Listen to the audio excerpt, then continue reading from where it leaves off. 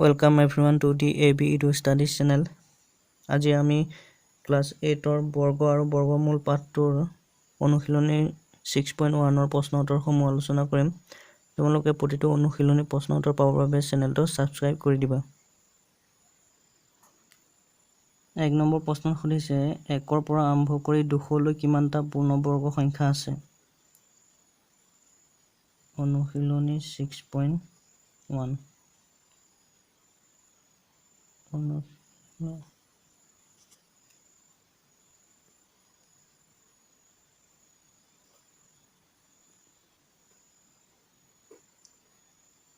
এক number answer 1 ৰ পৰা 200 লৈ কিমানটা পূৰ্ণবৰ্গ সংখ্যা আছে এটো আমি পেলে কৈ চাম।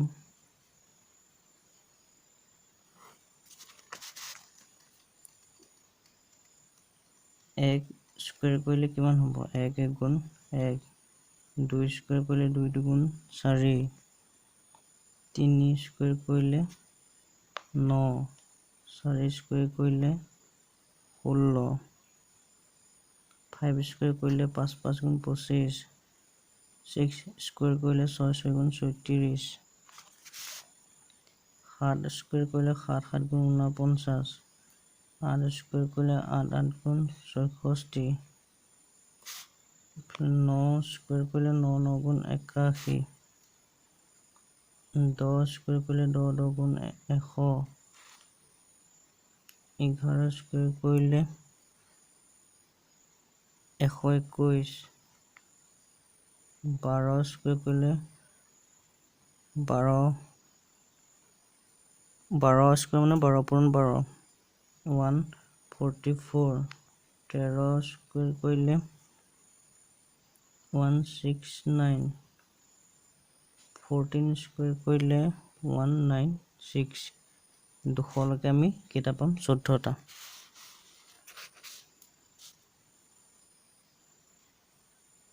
একৰ পৰা 200 লৈ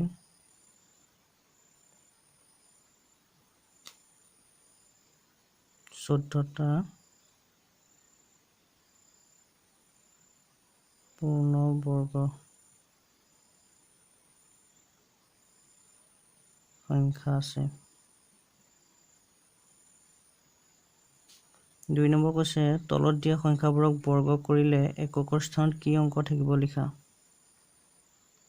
2 নম্বৰ আনসাৰ 1 টো হ'ব। এই দুটা যদি আমি বৰ্গ কৰোঁ এককৰ স্থানত কি থাকিব? বৰ্গ কৰিলে 51 পূৰণ 51 এটা যদি আমি পূৰণ কৰোঁ 51 51 1 গুণ 1 5 গুণ 5 5 গুণ 5 5 5 গুণ 25 1 10 0 1 কৰিলে 5 1 6 2 26 01 এককৰ স্থানত কি আছে এটো 1 এতেকে এককৰ স্থানত 1 থাকিব।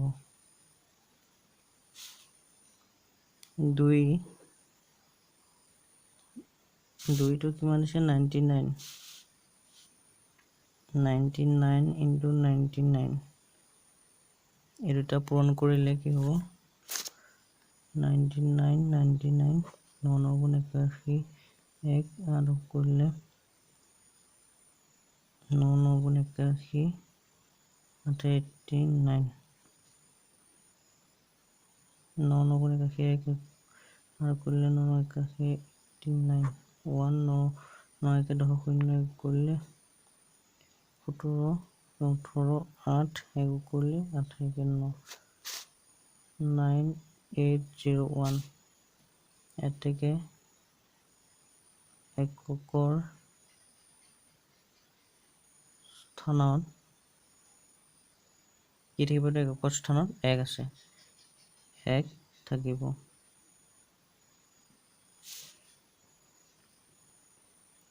3 নম্বৰ দিছে 205 205 পূৰণ 205 ইকুৱেল টু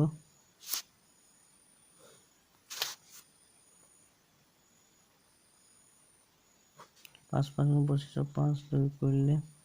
5 0 0 2 হ'লে 2 5 গুণ 10 5 0 0 0 0 2 0 0 5 2 গুণ 10 0 এইটো কৰিলে 2 0 0 কে 1 হ'ব 2 2 গুণ 4 5 2 0 2 4 42 0 2 5 এতেকে এককৰ স্থানত 5 থাকিব এককৰ স্থানটো কি আছে 5 মানে 5 থাকিব 3 বা 4 নম্বৰটো 3600 into 34 এটা যদি আমি পূৰণ কৰোঁ কিমান পাম 3400 3400 0 0 4 0 0 3 0 0 0 0 0 0 4 0 0 4 0 0 4 16 1 কৰিলে 4 3 গুণ 12 1 13 3 0 0 3 0 0 3 4 গুণ 12 2 কৰিলে 3 গুণ 9 1 10 0 0 0 0 তো 6 5 1 1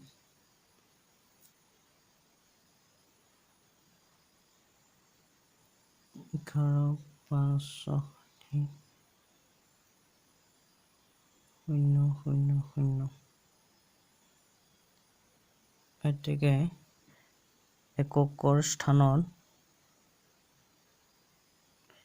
0 থাকিব 5 এবাৰ 6 নম্বৰ আছে 1987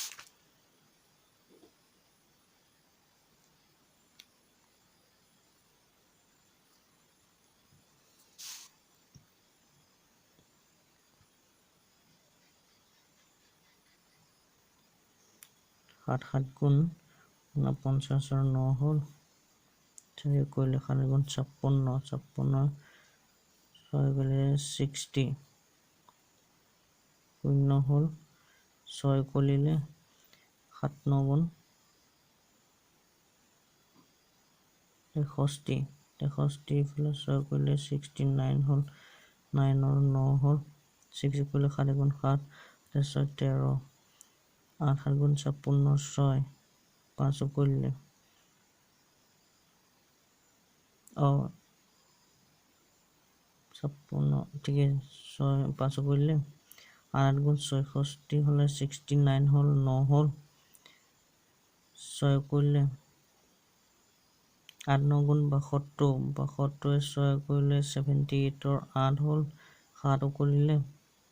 8 গুণ 8 8 7 15 হ'ল 9 7 গুণ 63 3 হ'ল 6 কৰিলে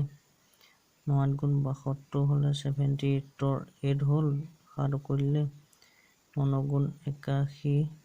7 কৰিলে 88 হ'ল 8 বহিলে 8 কৰি গ'ল 9 গুণ 9 9 8 17 হ'ল 7 গুণ 7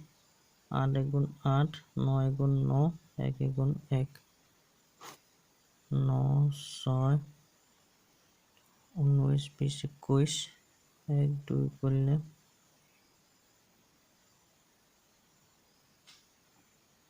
19 20 21 28 8 2 কৰিলে 16 21 22 23 24 24 4 2 কৰিলে 16, 17, 18, 19, 9 1 কৰিলে 2 1 3 3 9 4 8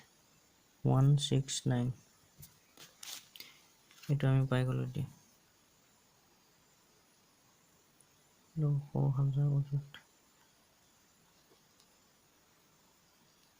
3 9 4 8 1 6 9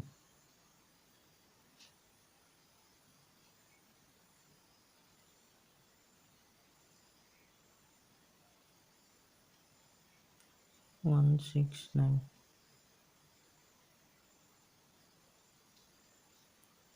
এতেকে এককৰ স্থানত 9 থাকিব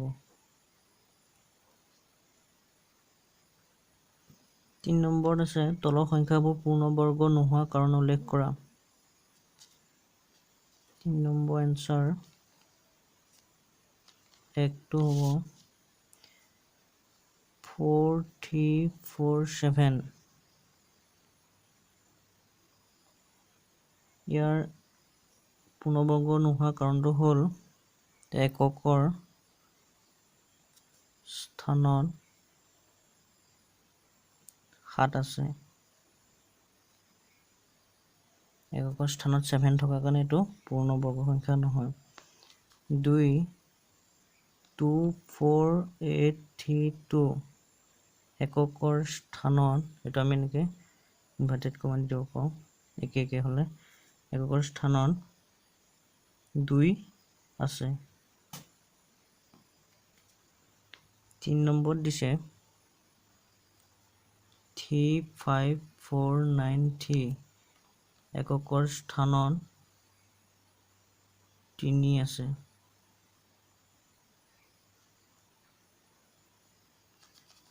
4 নম্বৰ 4 0 3 3 8 8 এককৰ স্থানত 8 আছে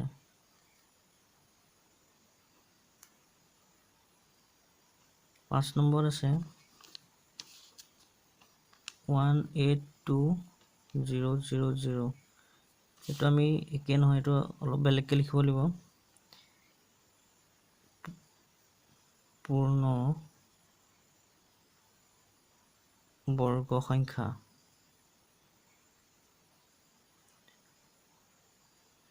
নহয় কাৰণ শূন্য সংখ্যা অযুগ্ম বা 3টা আছে শূন্য এইটো এতিয়া শূন্য থাকিলে পূৰ্ণবৰ্গ সংখ্যা হয় কিন্তু কেইটা থাকিব লাগিব 4টা থাকিব লাগিব যুগ্ম থাকিব লাগিব ইয়াত এতিয়া কি হৈ আছে অযুগ্ম 3টা আছে 3টা থকাৰ কাৰণে অযুগ্ম হ'ল কাৰণে আমি ইয়াত অযুগ্ম বুলি লিখিছো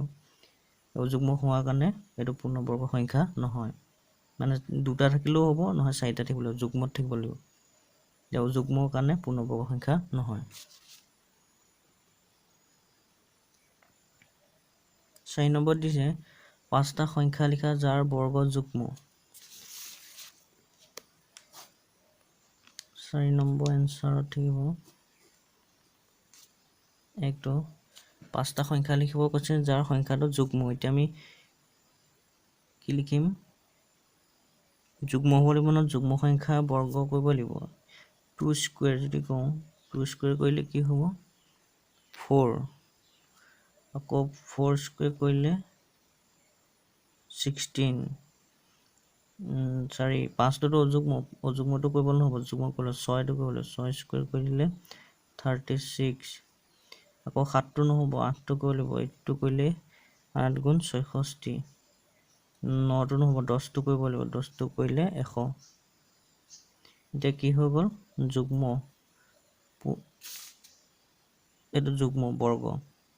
5টা সংখ্যা লিখা যাৰ বৰ্গ যুগ্ম এতিয়াটো যুগ্ম বৰ্গটো কি হৈছে যুগ্ম হৈছে 4 16 36 64 আৰু 100 2 নম্বৰত কৈছে অযুগ্ম লিখিবলৈ কৈছে 5টা সংখ্যা লিখা যাৰ বৰ্গ অযুগ্ম হ'বলৈ হ'লে কি কৰিব লাগিব অযুগ্ম সংখ্যা স্কয়াৰ কৰিব লাগিব 1 টো স্কয়াৰ কৰিলে 1 গুণ 1 এইটো অযুগ্ম তাৰপিছত 3 টো অযুগ্ম 3 3 গুণ 9 তাৰপিছত 5টো যুগ্ম 5 স্কুৱেৰ কৰিলে কিমান হ'ব 5 5 গুণ 25 তাৰপিছত 7 স্কুৱেৰ কৰিলে 7 7 গুণ 49 9 স্কুৱেৰ কৰিলে কিমান হ'ব 9 9 গুণ 81 1 2 3 4 5 5টা অযুগ্ম বৰ্গ সংখ্যা হৈ গ'ল 5 নম্বৰ দিছে পোনে পোনে যোগ নকৰি বিশেষ ধৰ্মৰ ভিত্তিত যোগফল উলিওৱা এটা আমি পোনে পোনে যোগ নকৰো মানে এটা ফৰ্মুলা মতে যোগ কৰিম অযুগ্ম সংখ্যাৰ এটা ধৰ্ম আছে মানে হেতু ভিত্তিতে আমি যোগ কৰি দেখাম 1 নম্বৰ দিছে 1 + 3 + 5 + 7 আমি এই অযুগ্ম সংখ্যাৰ যোগফলটো কি বুলি কম সংখ্যাটোক n স্কয়াৰ বুলি কম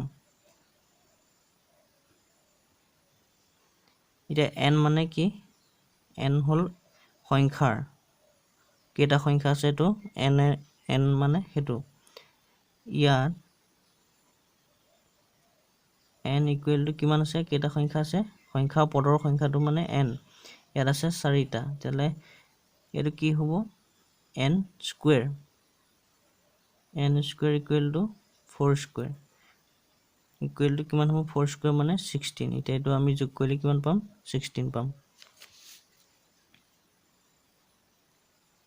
2 নম্বৰ দিছে 1 + 3 + 5 + 7 + 9 + 11 + 13 + 15 ইয়াত n ৰ সংখ্যা কিমান ইয়াত n = কিমান আছে 1 2 3 4 5 6 7 8 8 আছে তাহলে n স্কয়াৰ = 8 স্কয়াৰ 8 স্কয়াৰ কিমান হ'ব 8 গুণ 66 64 এটা আমি যোগ পোনপটীয়াকৈ যোগ নকৰাকৈ এনেকৈ কৰি দিলে ওলাই গ'ল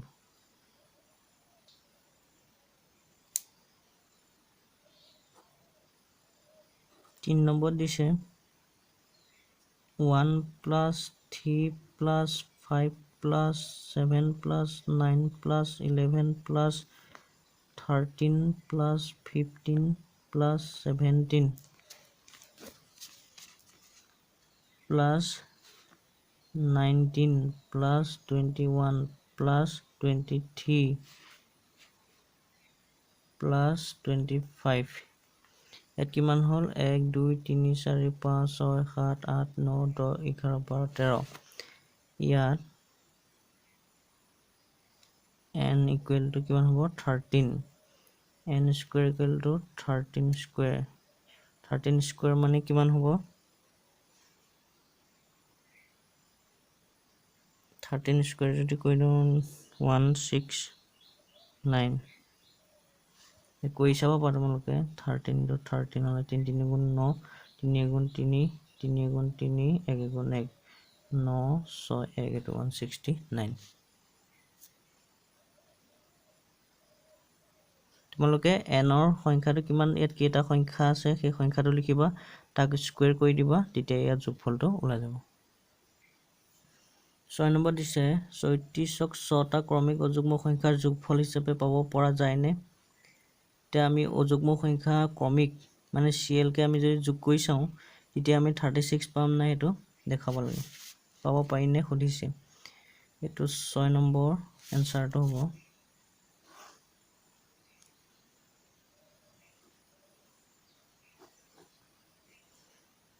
যে ক্ৰমিক অযুগ্ম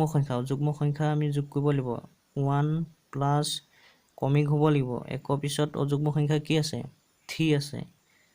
3 পিছত কি আছে 4 টো নহব 4 টো যুগ্ম 5 আহিব 5 ৰ পিছত অযুগ্ম সংখ্যা কি আছে 7 ৰ পিছত কি আছে 9 ৰ পিছত 11 ইয়াত এতিয়া আমি চাম n ইয়াত n = কিমান কেটা সংখ্যা আছে n মানে সংখ্যাটো কেটা সংখ্যা থাকে হেতু n = কেটা আছে 1 2 3 4 5 6 6 n স্কয়াৰ = 6 স্কয়াৰ 6 স্কয়াৰ হলে কিমান হ'ব 6 6 গুণ 36 36 তেতিয়ালে ক্ৰমিক অযুগ্ম সংখ্যা আমি যোগ কৰিলে 36 পাম এতেকে এত কৈছে কি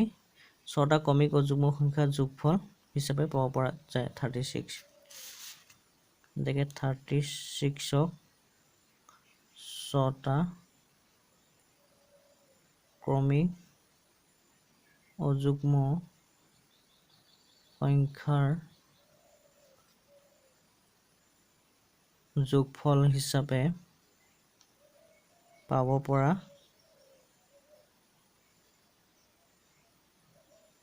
যায়।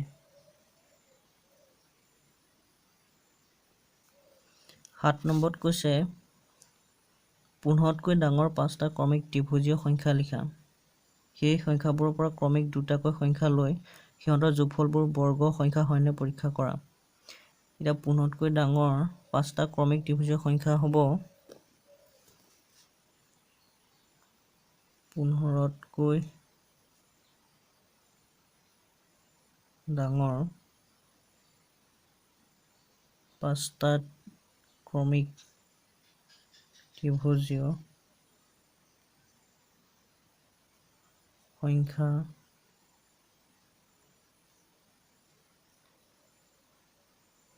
হ'ল 21, 28, 36, 45 আৰু 55। এই 5টা হ'ল ক্ৰমিক ত্ৰিভুজীয় সংখ্যা। এতিয়া সুধিছে সেই সংখ্যাবোৰৰ পৰা ক্ৰমিক দুটাকৈ সংখ্যা সিহঁতৰ যোগফলবোৰ বৰ্গ সংখ্যা হয়নে সুধিছে। এই দুটা যদি আমি যোগ কৰি যাওঁ বৰ্গ পাম নে সুধিছে। এতিয়া 21 প্লাছ 28 কৰিলোঁ কিমান হ'ব। এই দুটা যোগ কৰিলে 8 9 4 49 হ'ল। 49টো আমি বৰ্গ সংখ্যা হয় নহয় সুধিছে। 7 স্কুৱেৰ 7 7 গুণ 49 সেইকাৰণে 7 স্কুৱেৰ। আকৌ 28 প্লাছ 28 প্লাছ 36 ইকুৱেল টু কিমান হ'ব 49 49 নহয় 69 28 14 64 হ'লে ইয়াৰ স্কুৱেৰ কিমান হ'ব 8 স্কুৱেৰ বৰ্গ হ'ব 8 স্কুৱেৰ 8 8 গুণ 66। এতিয়া 36 এইটো আমি 36ৰ লগত আকৌ 45 কৰিম 36 প্লাছ 45 ইকুৱেল টু কিমান হ'ব। এই দুটা আমি যদি প্লাছ কৰোঁ 81 পাম। 81 হ'লে ইয়াৰ স্কুৱেৰ কিমান হ'ব 9 স্কুৱেৰ 9 9 গুণ 81। 45 প্লাছ 55 ইকুৱেল টু কিমান হ'ব 100 হ'লে স্কুৱেৰ কিমান হ'ব 10 স্কুৱেৰ 10 10 গুণ 100। এতেকে কি কৈছিলে সিহঁতৰ যোগফল বৰ্গ সংখ্যা হয়নে। এতেকে সিহঁতৰ